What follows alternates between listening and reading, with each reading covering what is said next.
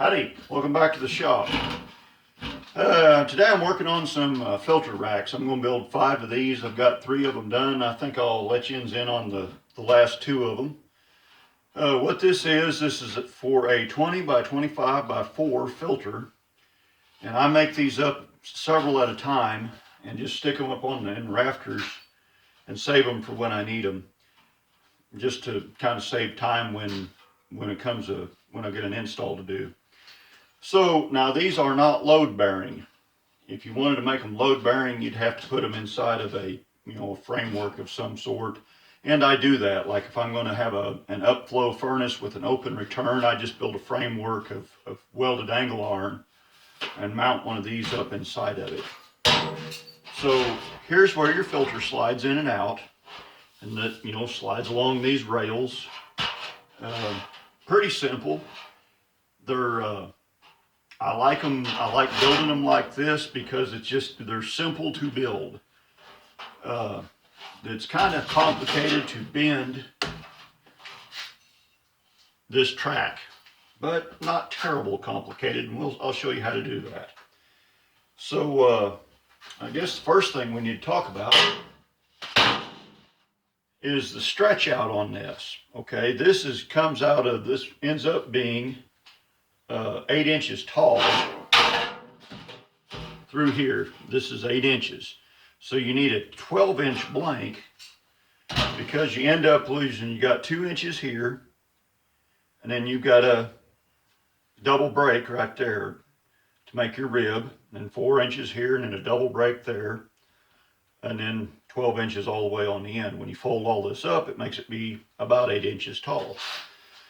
So here's where you put your notches in. You start at the edge, you got 2, 3, 4, 8, 9, 10, and then the cutoff is 12. And what I do is I typically make me a template. I get my blanks cut, and I'll get all my blanks cut at the same time. And I'll take my template, set it on my sheet metal, make sure that I'm bottomed out. I'll hold it kind of like that with my fingers. And this is set up for 1-inch notches. You could make this with 3/4 inch notches. It's just harder to rivet. But just stamp it or click it in and notch, notch, notch. You want to flip end for end so that you have the same reference edge. And then notch, notch, notch. If you was to spin it, if you start off referencing this edge and you spin around, now you're referencing that edge. If you have any errors in your cut, then you start getting tolerance stack up. And this, I don't have a foot stomp. I sure don't have a shear that'll do 8 foot. So I have to cut everything by hand. So that's how, and this is how I do a lot of things, especially small stuff like this where I have to make a lot of one certain thing. It's just a lot easier for me to make a simple little pattern with just a hook on the end of it, slides over the edge of my sheet metal, and bang, bang, bang, I'm done. So I'll set the camera back over here on the brake.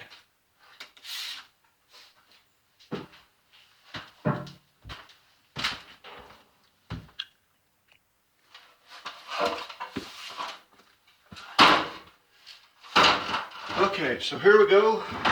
I'll try not to get in the camera shot too much, but it's going to happen.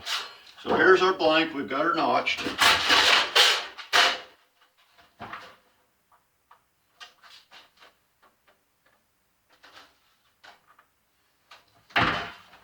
And you want to start off, you want to overbend that just slightly past 90, flip it.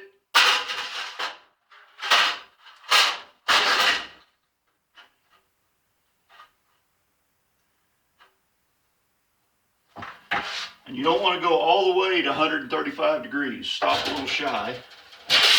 Flip it.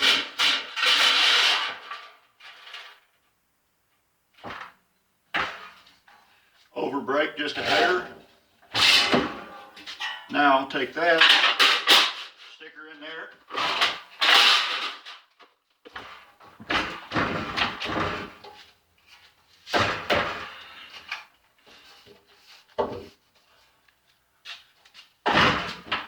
marvelous.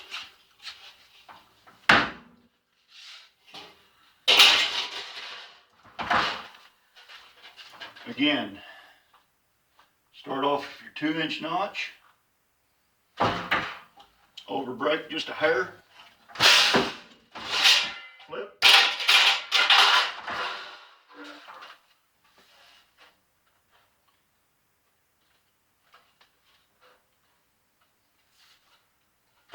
stop short of 135, flip,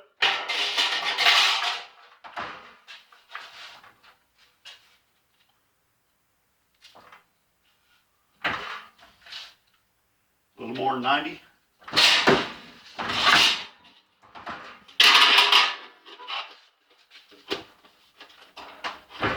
And don't do nothing stupid like get the palm of your hand caught right there when you squish that down, because it'll hurt like the devil.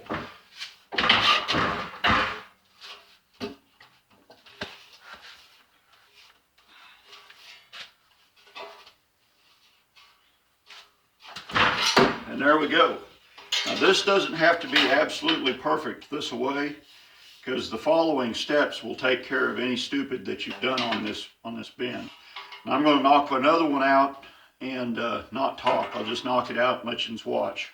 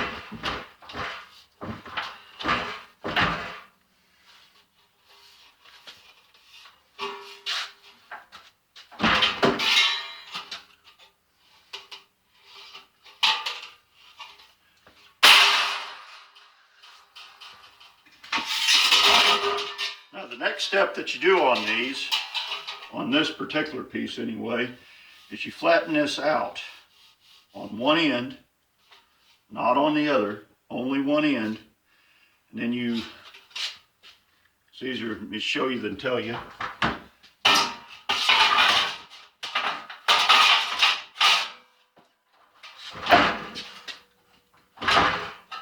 Stick her in the brake and get your hand seamers. Where'd my hand seamers go?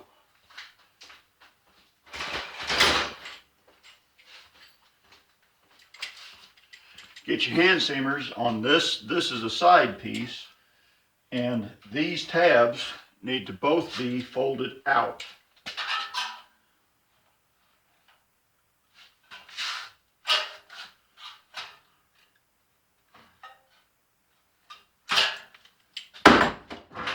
And get her up there.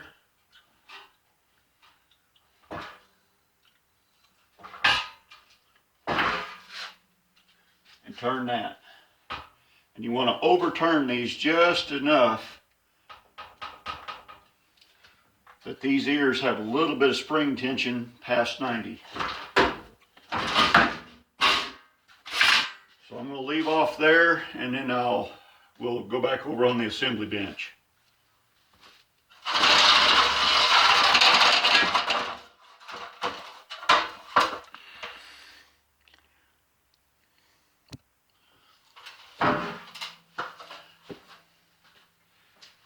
Okay, so here's a couple of homemade tools that I've modified.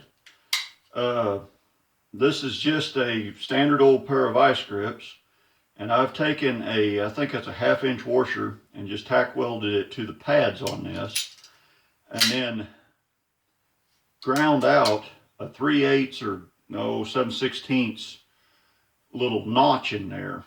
And what this does, this lets me clamp and then drill and rivet without things shifting around, because rivets don't pull metal together, they just hold what's there until you pound on them. Just a regular old pop rivet doesn't pull, or doesn't have any suck to it, it just pulls. So that's what these are for, is to hold things together. And these are, you can see these are kind of bifurcated. I made these two, same reason. You can drill, put your rivet in, pop your rivet, and everything is tight while you're doing that. So this is the back piece. It's made basically in the same manner. When you, the big difference is when you turn these up, you fold both of these tabs out, and you hammer both ends dead flat, and that makes your back piece. Now on the side piece, as it comes out of the brake, you've got these hammered, or these are turned up. Now this will be your front edge. So what you do here is fold this on down. Pardon me. Fold her down like so, and then take your tenon hammer on your anvil and kind of flatten that over. But you want to hit her right in here to where your spring tension puts this edge sprung flat with pressure against this wall. Otherwise you'll have something for your filter. When you're sliding the filter out, it'll get hung up on that and rip. And you don't want to just cut this off, because now you've got a sharp edge for some Joe 6-pack homeowner to cut their fingers off on. So I'm going to hammer this over, and I'll get a couple of pieces of this ready, and then I'll kind of demonstrate some riveting here.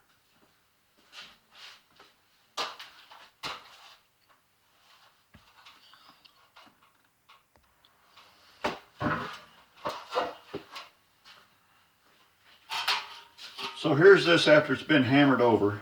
And like, I did not hammer this dead flat, because if you try to hammer this all the way down, this edge here is going to roll up.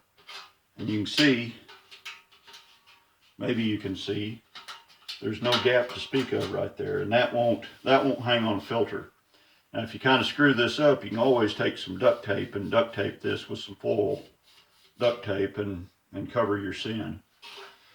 So this edge down here that we didn't do anything with, these two lips here straddle this right here.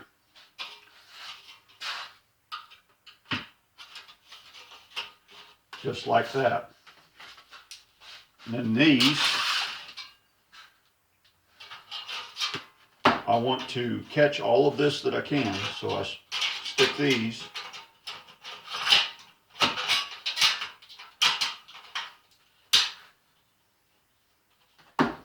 And then these.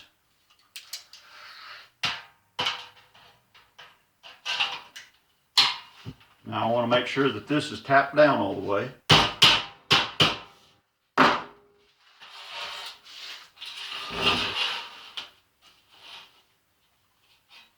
Now I can get in here and drill and rivet.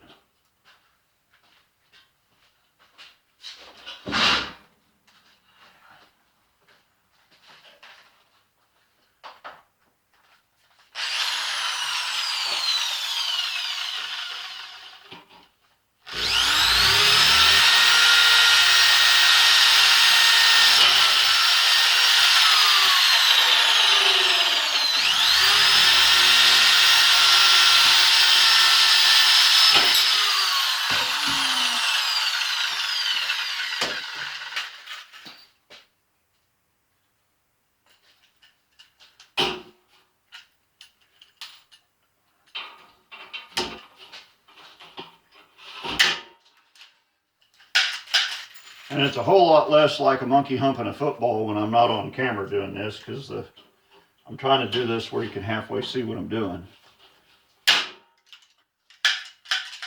But you get kind of the hang of it. I'm going to go ahead and rivet the rest of this together, and then I'll show you how I flatten out the rivets that will be in the way of the filter.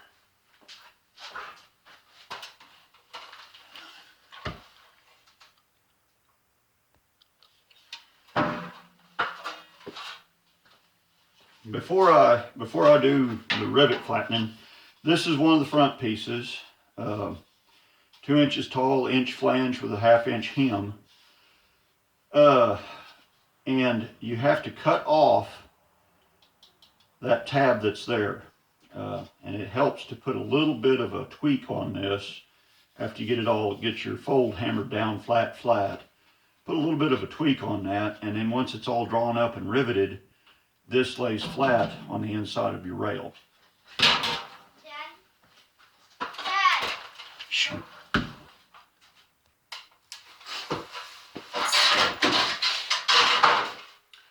Okay, so this is a piece of 1/2 by 3 plate, and here's what it looks like after you get it riveted. Now, what I do to take care of these rivets right here is I just slip her up on there,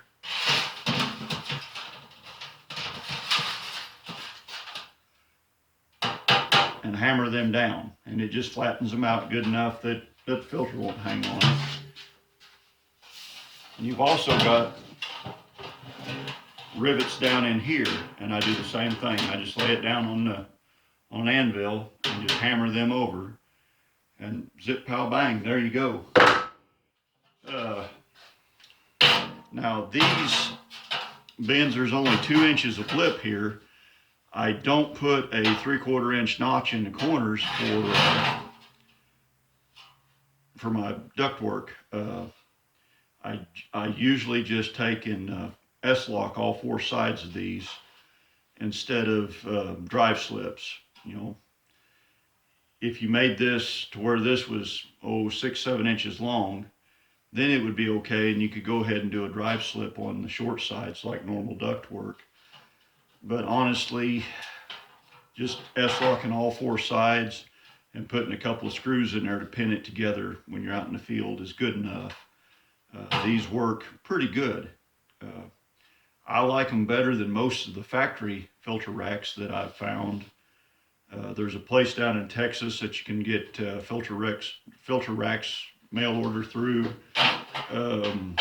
I think Honeywell has a filter rack. You know, everybody has some sort of a filter rack.